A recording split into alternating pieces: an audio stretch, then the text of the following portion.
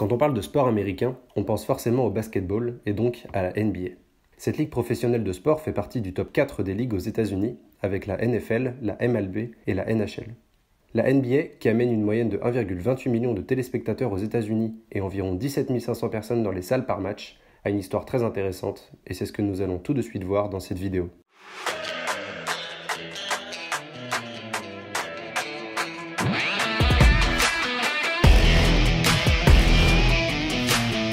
Née le 6 juin 1946, elle prend d'abord le nom de BAA, Basketball Association of America. Cette ligue n'est pas la première en ce qui concerne le basketball. En effet, deux autres ligues perdurent à l'époque, la ABL ainsi que la NBL.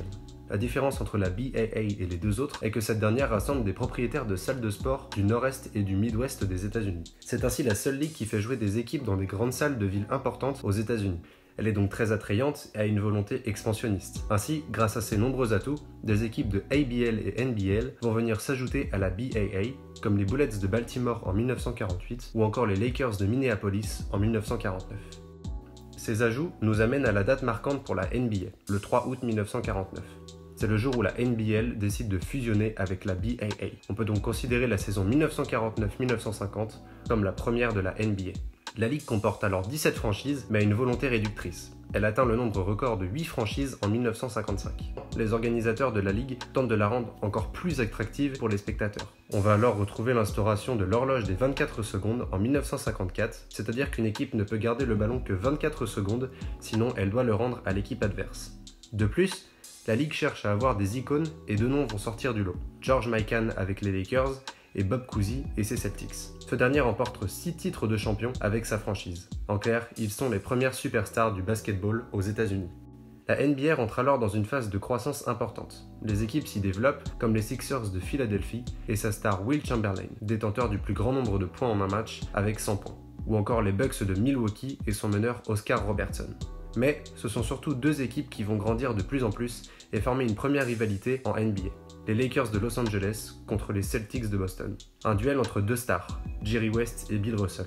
Ce dernier marque encore l'histoire puisqu'il est le détenteur de 11 titres de champion en 13 ans avec son équipe des Seas. En parallèle, une nouvelle ligue de basket se met en place pour concurrencer une NBA qui attire de plus en plus de spectateurs. Cette ligue est la ABA. Elle propose un jeu plus spectaculaire et plus divertissant avec en chef de file Julius Erving, figure des Nets de New York à l'époque. Le dunk est mis en avant et le tir à 3 points est créé par cette ligue.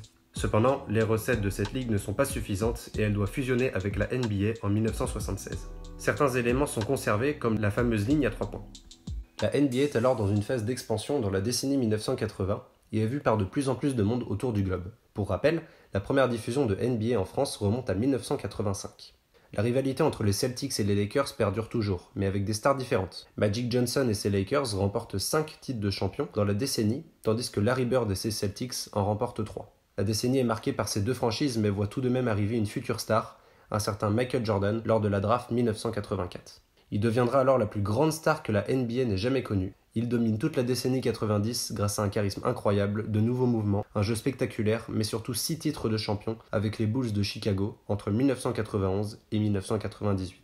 La décennie 90 voit aussi l'arrivée d'autres grands joueurs comme Allen Iverson, Tim Duncan, Shaquille O'Neal ou encore le regretté Kobe Bryant. Au début des années 2000, la NBA est à son paroxysme et débute sa phase de conquête du monde entier. En effet, elle va d'abord traverser les frontières en créant deux nouvelles franchises au Canada en 2001, les Grizzlies de Vancouver et les Raptors de Toronto.